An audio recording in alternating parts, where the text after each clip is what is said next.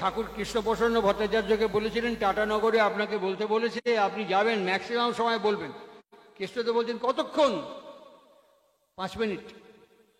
5 minute এটা তো maximum সময়। যদি মিনিমামের মধ্যে করতে পারেন তবে তো কথাই নেই। বলে মিনিমাম কত? বলে 1 মিনিট। দেখবেন যত ছোট মাল তার দাম তত বেশি। ওই জন্য বলে ছোট, ওকে খুঁটো না। একটা আঁচিল খুঁটে দিয়ে ক্যান্সার হয়ে গিয়েছিল, চোখে দেখেছি দেওঘরে, বুঝতে পেরেছেন? ছোট জিনিস বেশি খোঁটা ভালো না। সুতরাং অল্প ছোটর মধ্যেই পরিবেশন করতে গেলে শক্তি লাগে, দক্ষতা লাগে, ক্ষিপ্রতা লাগে। আমারটা নেই, আমি অল্প সময়ের মধ্যেই শেষ করছি। এই সুবিধাগুলো আমরা পেতে পারি, এটা বিজ্ঞান সমর্থন করে। ইয়াস, পেনসিলভেনিয়া নিউরোমেডিসিন ডিপার্টমেন্ট, বইটার নাম হচ্ছে সায়েন্স, হেলথ অ্যান্ড রিলিজিয়ান। একজন ভদ্রলোক, তিনি একজন শ্রমজীবী মানুষ, তিনি ডক্টরের কাছে এসছেন। ডক্টরের নাম হচ্ছে ডক্টর নিও ওল্ড ম্যান।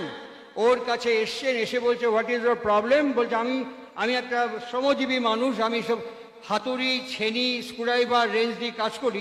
ওইখানে কাজ করছি, আমার সেলফে মালপত্রের যন্ত্রপাতি এখানে রাখা আছে। আমি যখন ওখানে কাজ করতে গেলাম, একটা দরকার এখানে আনতে গেলাম, ভুলে গেলাম কি আনতে এসছি। আবার যখন পেলাম, মনে করে পেলাম, যখন গেলাম কি কাজ করছিলাম, কতটুকু করছিলাম ভুলে গেছি। This is my problem. কি প্রেসক্রিপশন করলো প্যাডে জানেন? বললো first half and second half.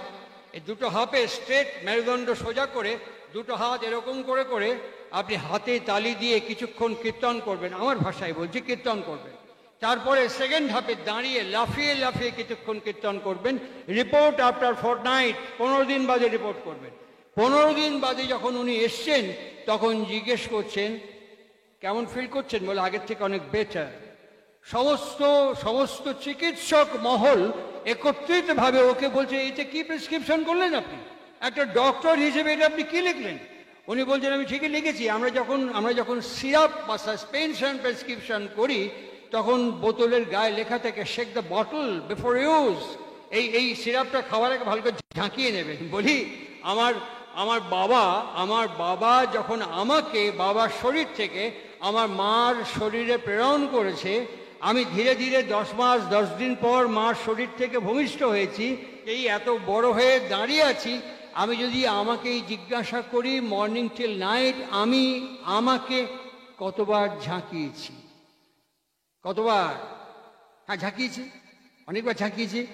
এই যে ও টাকাও করেছে 2 নম্বরই পয়সা, এই যে ও চাকরি পেয়েছে ঘুষ দিয়েছে, এই যে ও বাড়ি করেছে চেরিংবাজি করেছে, এরকম করে ঝাঁকিয়েছি। আরে ও তো ভালো না, সংসার ভালো না, সুখ নেই, এরকম করে ঝাঁকিয়েছি, অনেকবার ঝাঁকিয়েছি।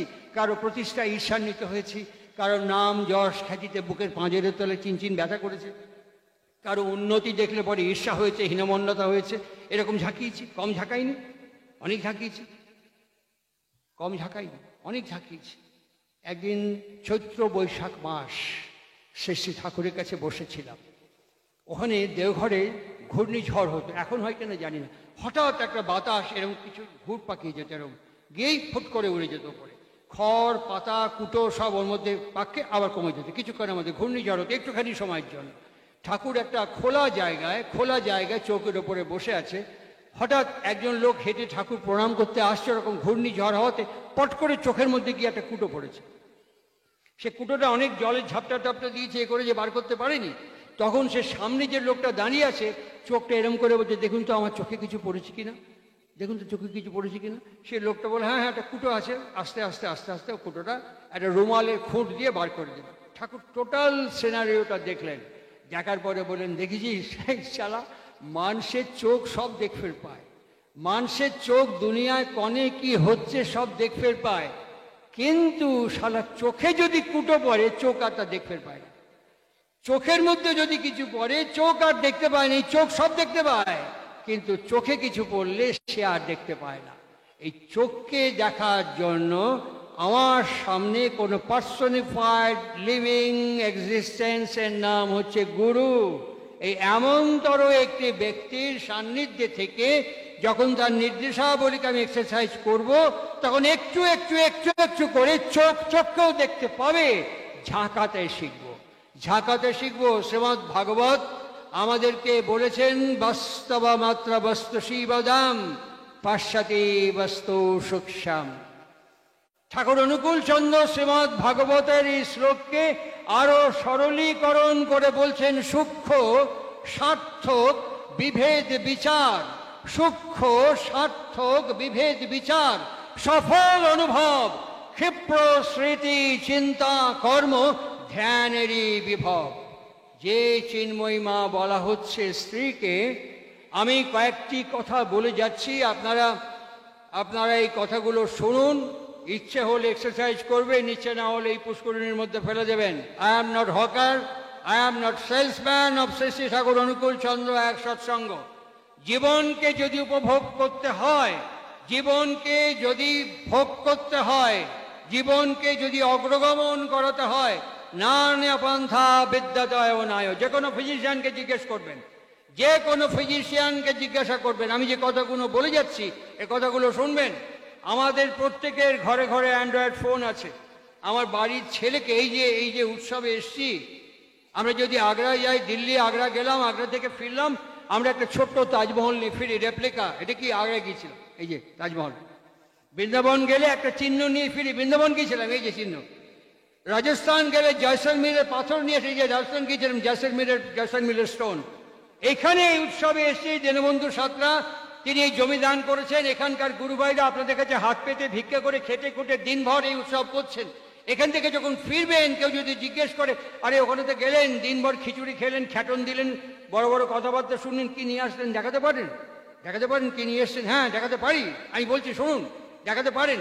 আমি আমি আমি আমি আজকে রাত্রিবেলা আমার বাড়িতে গিয়ে আমার বউকে, আমার ছেলে মেয়েদের ডেকে আমি তো এটা বলতেই পারি, শোনো, আগামীকাল যখন সকাল হবে, সকাল হওয়ার সঙ্গে সঙ্গে আমার সঙ্গে সঙ্গে এই যে ভদ্রলোককে আমরা পা না ছুঁয়ে হাঁটু মোড়ে একটা প্রণাম করব, হাঁটু মোড়ে একটা প্রণাম করব। হঠাৎ কোনোদিন তো করিনি, বেটার লেট দ্যান নেভার। করবো না তা তো নয়।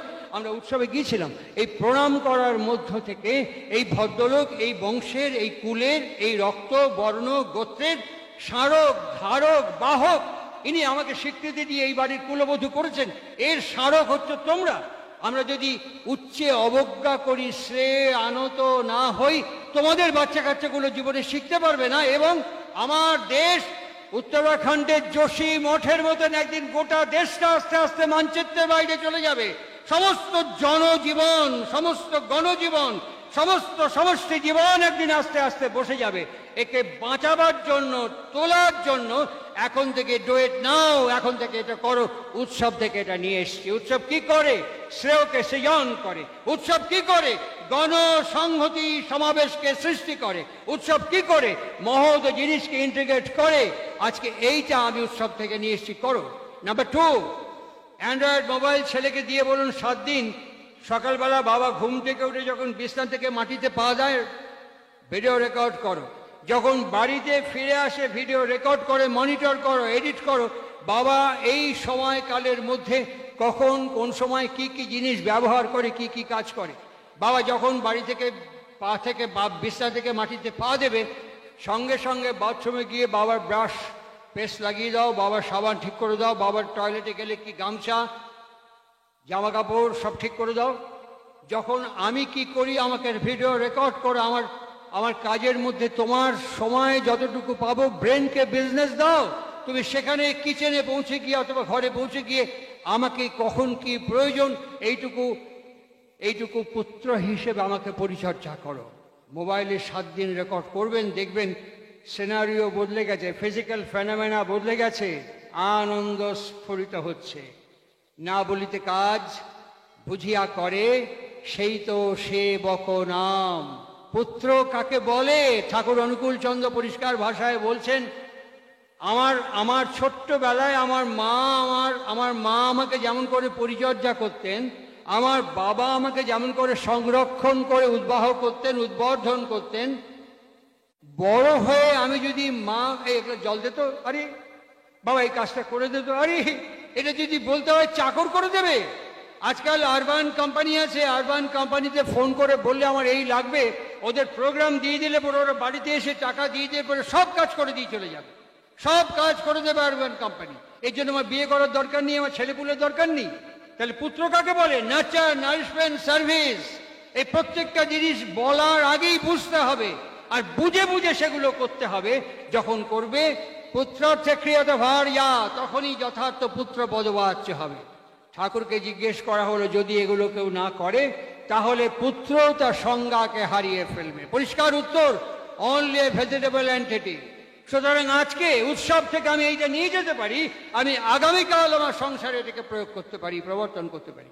আর করলে পরে 3 মাস সময় আমি বলছি, আজ হচ্ছে 23শে জানুয়ারি, ফেব্রুয়ারি, মার্চ, এপ্রিল। 23শে এপ্রিল দাঁড়িপাল্লা ওজন করে দেখবেন, সন্ধে যেই হয়ে যাবে আমরা সারাদিন কাজ করার পর এরকম করে পা লম্বা করে ছড়িয়ে দিয়ে বলে টিভিটা খুললো, গাঁটছড়া, ধুলিকণা, আলতাফড়িং পরপর পরপর সব চলতে শুরু করে দিল। দেখুন কোনো ক্ষতি নেই, কোনো অসুবিধা নেই। ওর মধ্যে থেকে 5 মিনিট সময় বার করে নিন। 5 মিনিট সময় বার করে সাদা একটা চাদর মাথায় দিয়ে স্ট্রেট হয়ে বসে মোবাইলে অ্যালার্ম দিয়ে 5 মিনিট, যারা শ্রী শ্রী ঠাকুর অনুকূল চন্দ্রের শিষ্য তারা বীজনাম জপ করবেন, যারা অন্য কোনো গুরুদেবের শিষ্য গুরুদেবের বীজনাম করবেন। অমলেন্দু ওমের কথা বললেন, যারা কোনো নাম জপ দীক্ষা গ্রহণ করেন তারা ওম জপ করবেন। 3 মাস করে দেখুন, আপনার সেলুলার ইলাস্টিসিটি বেড়ে যাবে, ক্যাভিটি বেড়ে যাবে। আর ঠাকুর বলছেন ধ্যানে মানুষকে কি করে, ধীর, স্থির এবং গ্রহণক্ষম, আমার রিসেপটিভ ক্যাপাবিলিটি বাড়তে শুরু করবে। 3 মাস পর আর আমাকে বলতে হবে না নাম করলে কি হয়, ধ্যান করলে কি হয়।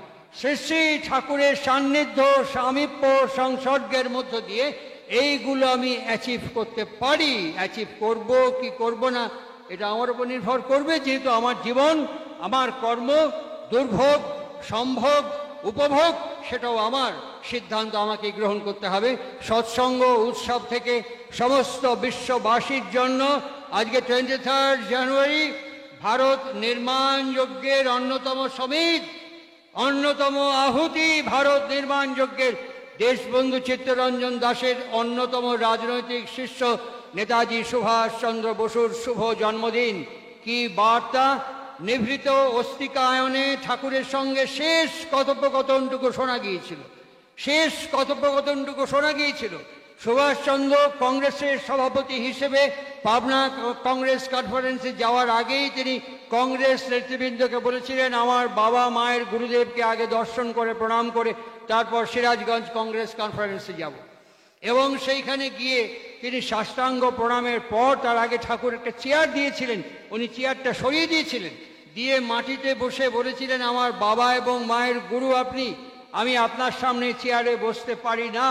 আজকে আমার ছেলেই সেদিনকে গিয়েছিলাম একটা জায়গায়, আমি বলছিলাম ইষ্টভীতি করার পরে মাকে বাবাকে রোজ প্রণাম করবেন, আর মা বাবাকে রোজ প্রণাম করে ইষ্টভীতির মতো পিতৃভীতি মাতৃভীতি দেবেন, এইসব কথা বলছিলাম কথার মধ্যে। হঠাৎ সৎসঙ্গ শেষ হয়ে গেছে, বসে কথা বলছি, হঠাৎ আমার সামনে যে ভদ্রলোকের সাথে কথা বলছি পকেটে টুমটুম করে বেজে উঠলো। উনি এরকম করে পকেট থেকে মোবাইলটা এরকম করে দেখে হাসলেন। আর হাসলেন কেন? বলে আপনার কথা শুনে আমার ছেলে আমাকে প্রণাম করলো। আমি ছেলে তো সামনে দাঁড়িয়ে আছে, এই তো আপনার ছেলে এখানে। বলে না, মোবাইলে মেসেজ করে প্রণাম দিল। আমি তার মানে নিচে হলে না কেন? বলে টাইট জিন্স পরেছে না, নিচে হলে এখানে ফেটে যাবে, পাছা বেরিয়ে যাবে, ওই জন্য মোবাইলে প্রণাম দিয়ে দিলাম। সুতরাং এইরকম একটি ক্ষেত্রে দাঁড়িয়ে এখনকার ছাত্র, এখনকার সন্তানের পুত্রের যে চেহারা, সুভাষচন্দ্রের একথা স্মরণ করতে হয়, ঠাকুর কি বেশি জিনিস দিয়েছেন, কি বাড়তে সুবিধা পেয়েছে। তিনি চেয়ারটা সরিয়ে দিয়ে বলেছিলেন, আপনি আমার বাবা এবং মায়ের গুরুদেব, আমি আপনার সামনে উচ্চ আসন সমান আসন গ্রহণ করতে পারি না। তিনি সাষ্টাঙ্গ প্রণাম করেছিলেন। শেষ যেটুকু নিভৃত রুদ্ধদ্বার বৈঠক হয়েছিল, শেষ যেটুকু কথা বেরিয়ে আসার সময় শোনা গিয়েছিল, সুভাষচন্দ্র শ্রী শ্রী ঠাকুরকে বলেছিলেন, ঠাকুর আপনি যা বলছেন তা সর্বত প্রকারে সত্য, কিন্তু আমি এতদূর এগিয়ে গেছি, এখান থেকে ফিরে আসা আমার পক্ষে এখন হয়তো আর সম্ভব নয়। ঠাকুর বলেছিলেন, আমি যা বললাম সুভাষ, এটা যদি সম্পাদন করা সম্ভব হয়, আগামী 30 বছরের মধ্যে ঝাঁ চকচকে কিছু ছেলে আমরা পেতে পারি, যার কাঁধের উপরে দেশ এবং বিশ্ব নির্ভর, নির্ভয় এবং নিশ্চিন্ত। আমার উপসংহার পর্বে বলছি, কি বার্তা সৎসঙ্গ দিতে চায় আর কি পরিস্থিতি এখন চলছে, যারা এই কথা শোনার পর লম্বা কুকুরের মধ্যে একটা ঢেউ তুলে দিয়ে আমরা চলে যাবো, ছাড়ুন সব কথা, বড় বড় কথা ছেড়ে দিন, কোনো অসুবিধা নেই, কাউকে জোর জবরদস্তির ব্যাপার নেই। এখানে একটা গল্প বলি, মনে রাখবেন। আমি গেছি একটা বাড়িতে, ওই বাড়ি রিয়েলি আমি বম্বে মালাবার হিলসে গিয়েছিলাম, যার বাড়িতে ওরকম বাড়ি আমি এখনো পর্যন্ত দেখিনি। যেমন তার বাড়ি, তেমন তার দেওয়াল, তেমন তার সোফা, তেমন তার কালার, তেমন তার মেঝে, সব কিছু ইউনিফায়ার, সব কিছু সমন্বিত। আমি ওই সোফাতে বললে এখানে বসুন, আমি সোফাতে এরকম করে বসেই প্রায় কোমর পর্যন্ত ভ্রুত করে ডুবে গেছি। ডুবে এরকম স্প্রিংয়ের মতন এরকম করে করে দুলতে দুলতে বললাম, বাপরে বাপ, ওরে বাপ, এত বড় দামি সোফায় বাপের জীবনেই প্রথম বসলাম, কোনোদিন এরকম সোফাতে আমি বসিনি। সঙ্গে সঙ্গে সেই বাড়ির যিনি গৃহিণী, অর্ধাঙ্গিনী, সহধর্মিনী, মনোবৃত্তানুসারিণী, গৃহলক্ষ্মী, কুলবধূ, তিনি কাপড়ের খুঁটটা এরকম করতে করতে বলেন, ভালো লেগেছে? আমি হ্যাঁ ভালো লেগেছে। আমি হ্যাঁ ভালো, মানে বাপের জীবনে প্রথম দেখলাম, ভালো লাগবে না? সব আমি একা একা করেছি। দেয়ালের রং আমি অসাধারণ, মেঝে আমি অপূর্ব, ফার্নিচারের তুলনা হয় না, বলার ভাষা নেই আমার, অপূর্ব। সব আমি একা একা করেছি, জানেন, সব একা একা করেছি।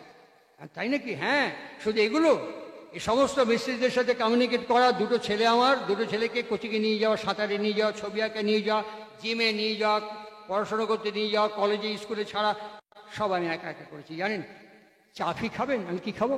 চাফি? চাফি আবার কি? সে তো কোনোদিন শুনিনি। মানে চায়ের অর্ধেকটা, কফির অর্ধেকটা, দুটোকে চার ফি একসাথে করে চাফি।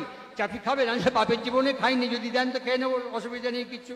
হ্যাঁ চাফি খাবো, তাহলে আনি। বলো ওইটুকু গিয়েই পেছনে ফিরলো। আর কিছু বলবেন? না না, আপনি তার তো প্রশংসা করলেন। যার জন্য করলাম, যার এখানে ঘুরপক খাচ্ছে না, মন পেলাম না, এরম ব্যাক গিয়ারে এরম করে দেখে বলো, মন পেলাম না, আমি চলে কিছু দূর গিয়ে থেমে বলো, চিনতে পারলো না, জানেন, ফুরুত করে আঁচল দিয়ে চোখের কোলটা মুছে ফ্রেশ করে চলে গেল। তার 5 মিনিট বাদে ওর বর মানে স্বামী, সে ঢুকে আমার উল্টো দিকে সোফাতে ঠ্যাঙের ওপর ঠ্যাং এরম করে তুলে হাত দুটো পেছনে হেলান দিয়ে বলল, আমার নিন্দে করছিল বুঝি? আর না না, একদম না। আরে হ্যাঁ হ্যাঁ, এই বুঝলাম না, হ্যাঁ এগুলো সব বলেছে। আচ্ছা, আপনি মহাভারত দেখেছেন? বিয়ার চোপড়া? হ্যাঁ, দূরদর্শনে দেখেছি। আচ্ছা, মহাভারতে হস্তিনাপুর রাজসভায় যখন দুঃশাসন ফাড় করে দ্রৌপদীকে চরকির মতো ঘোরাচ্ছে, কাপড় টেনে নিচ্ছে, পেছন থেকে যদি শ্রীকৃষ্ণ সাপ্লাই না দিত কি হতো? আর সর্বনাশ হয়ে যেত, একেবারে সর্বনাশ। আমার বউ যে সকাল থেকে চরকির মতো ঘুরছে, এই করেছে সে করেছে বলে যাচ্ছে, আমি যদি সকাল থেকে এই সাপ্লাই না দিতাম, বউ চরকির মতো লাকড়ির মতো ঘুরতে পারতো? আমি একদম না দাদা, চিনতে পারলো না, মন পেলাম না। হঠাৎ দেখে এই হাঁটুর ওপরে ওদের দুটো বাচ্চা এসে বসে, বাপের এখানে একটা চুপ করে চুমু খেলো, এখানে একটা চুপ করে চুমু খেয়ে বলছে, বাবা আমি ছেলে বুঝি? বলছে হ্যাঁ। কি নাম? বললো নাম, এর নাম হচ্ছে বুলেট, আর এর নাম হচ্ছে রকেট। বাহ, বিউটিফুল। একটা উড়বে, একটা ফাটবে। যখন উড়বে আর ফাটবে তখন বুঝতে একটু অসুবিধা হবে না যে নামকরণের তাৎপর্য শেষে ঠাকুর অনুকূলচন্দ্র আমাদেরকে বলে দিয়েছেন, নামকরণ করার সঙ্গে সঙ্গে ঐতিহ্য, রক্ত, বর্ণ, বংশ, গোত্র, পিতৃপুরুষ, আমার বাপ, বড় বাপ, সব আমার নামের মধ্য দিয়ে, আমার আচরণ, চলন, চরিত্রের মধ্য দিয়ে চিত্রিত হতে হতে এক চালচিত্র তৈরি করবে। আমরা বুঝতে পারিনি। আমার শেষ কথা, সময় প্রার্থনার সময় সমাগত, এই সন্ধিক্ষণে দাঁড়িয়ে সৎসঙ্গ এবং এই কর্তৃপক্ষ, উৎসব কর্তৃপক্ষ সমস্ত বিশ্বের কাছে কি বার্তা দিতে চায়, কি আমাদের উত্তর, কি আমাদের বার্তা, সমস্ত অস্তিত্বের কাছে আমাদের কি বার্তা, সৎসঙ্গ কি বলতে চায়, আমাদের আন্দোলন, এই আন্দোলন, কি বার্তা দিতে চায়, শুনুন। একটি গল্প দিয়েই আমার কথার ইতি টানব। একটি গ্রামের মধ্যে আমরা তো শুনলাম অনেকে গান টান করলেন, এরকম একজন গায়ন ছিল, বিভিন্ন জায়গায় গান গেতে যেত। হঠাৎ বেনারস থেকে এক পণ্ডিত মশাই এসছেন, এসে বললেন যে এই গ্রামে একটু শাস্ত্র নিয়ে আলাপ আলোচনা তর্ক করতে চাই, কেউ আছে? বলে হ্যাঁ হ্যাঁ, একজন গান গেত, সেই গায়নকে হাজির করে বলছে, আমরা তো লেখাপড়া জানি না, তুই একটু ওই পণ্ডিতদের সাথে কথা বল। সে যখন বাড়ি থেকে বেরিয়ে যাচ্ছে, উঠোনে নেমে দেখছে একটা মাচার ওপরে একটা এরকম বড় লাউ ঝুলছে। সে লাউটা দেখে পণ্ডিতের সামনে গিয়ে বসে বলছে, পণ্ডিত মশাই, বল তুই তো মূর্খ, তুই আগে বল, তুই তো বড় মূর্খ, তুই আগে বল। বলে কি বলবো, বলুন, এর মানে কি? বলে কি? বলে লাউ ফলিতং। হ্যাঁ, লাউ ফলিতং। আরে লাউ ফলিতং, এই শব্দ তো কোথাও শুনিনি, কোনো শাস্ত্র, সংহিতা, পুরাণ, উপনিষদ, বেদের মধ্যে খুঁজে পাইনি। সে উত্তর দিতে পারলো না, তার গ্রামে ফিরে, তার জায়গায় ফিরে গেল। বন্ধুরা জিজ্ঞেস করলো কি হলো, কি বললো? বলে আরে সে কথা পরে, আগে বলো লাউ ফলিতং শব্দটা কোথায় আছে। শুনে তার দ্বিতীয় বন্ধু, পণ্ডিতের বন্ধু, আবার ওই গ্রামের মধ্যে ফিরে এসছে।